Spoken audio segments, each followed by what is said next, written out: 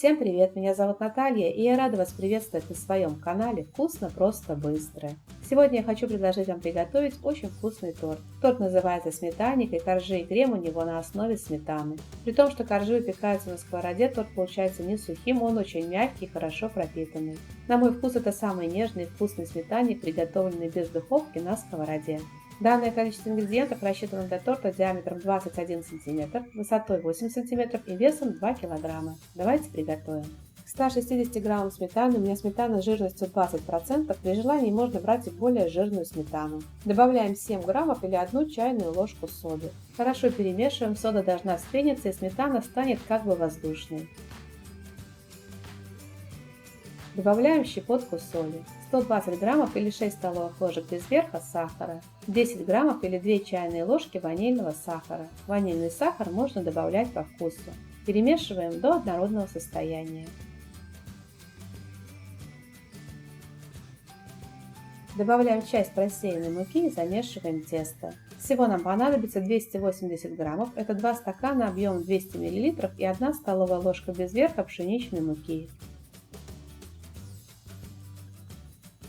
Я добавляю муку в тесто постепенно, в 3 этапа. Удобно замешивать тесто силиконовой лопаткой, так как тесто липкое, чтобы не забивать его сильно мукой.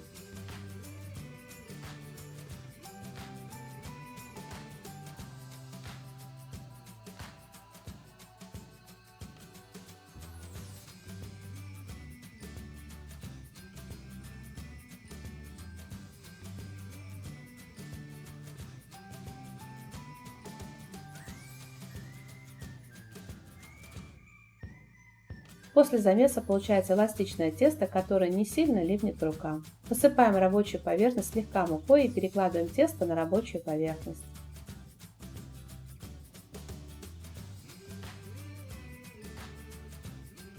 Сформируем небольшую колбаску и разделим ее на 7 равных частей. Если вы взвешиваете на весах, то вес каждого кусочка 82 грамма. Каждый кусочек скатываем в шарик.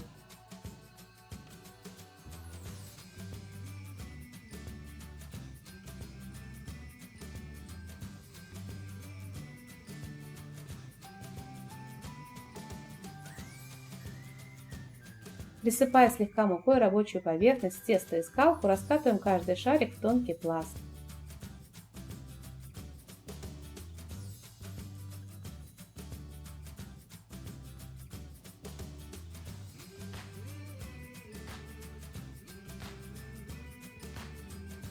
Чтобы коржи были ровными, я пласт обрезаю по кругу диаметром 21 см. Обрезанные края собираем вместе, из них в конце раскатаем 8-й корж. Накалываем весь корж вилочкой.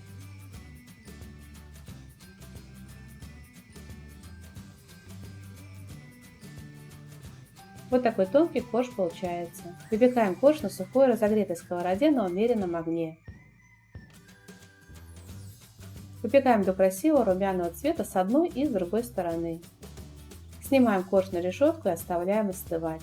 Пока один корж выпекается, раскатываем следующий.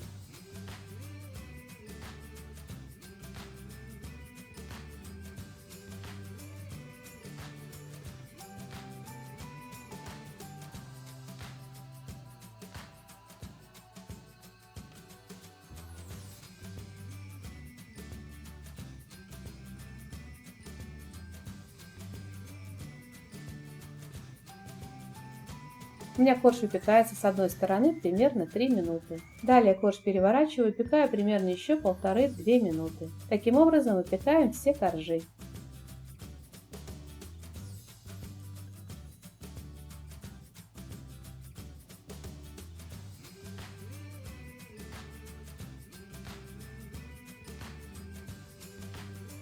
Обрезанные края собираем вместе и скатываем в шар.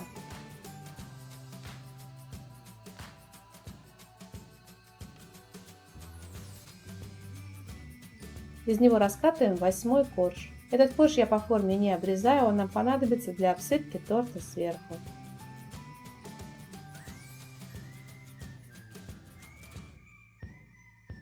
Оставляем коржи на столе и приготовим крем.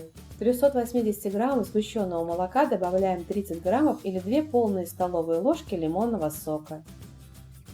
Хорошо перемешиваем все вместе до однородного состояния. Обязательно берите качественное сгущенное молоко, в состав которого входит только цельное молоко и сахар. После смешивания сгущенного молока с лимонным соком сгущенное молоко станет густым и уже не будет сливаться с лопатки, а будет спадать с лопатки. Добавляем сгущенное молоко к сметане. Для крема надо 1 кг сметаны, у меня сметана с жирностью 20%, и 20 граммов или 4 чайные ложки ванильного сахара. Ванильный сахар можно добавлять по вкусу. Начинаем взбивать на небольшой скорости миксера, постепенно увеличивая скорость миксера до максимума. На максимальных оборотах миксера взбиваем крем в течение 5 минут. Крем станет воздушным и увеличится в размере примерно в 2 раза.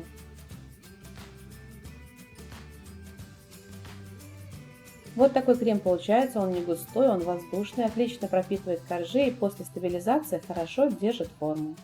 Сформируем торт. Выкладываем первый корж на тарелку. Устанавливаем разъемное кольцо и ацетатную пленку.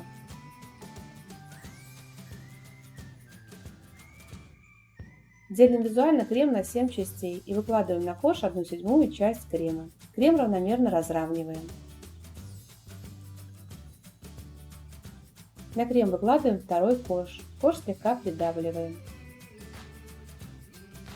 Корж покрываем 1/7 частью крема. Накрываем третьим коржом, корж слегка придавливаем. И так, чередуя коржи и крем, формируем торт из 7 коржей и 7 слоев крема.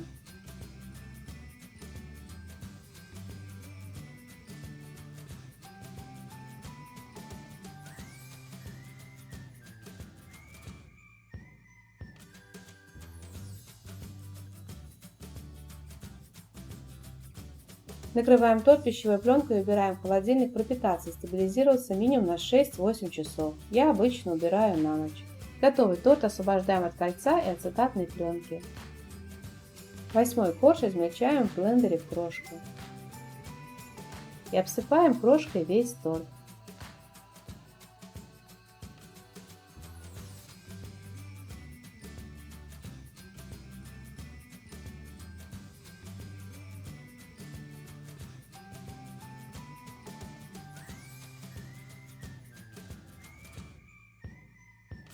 Торт готов, его можно подавать к столу. Советую вам его приготовить.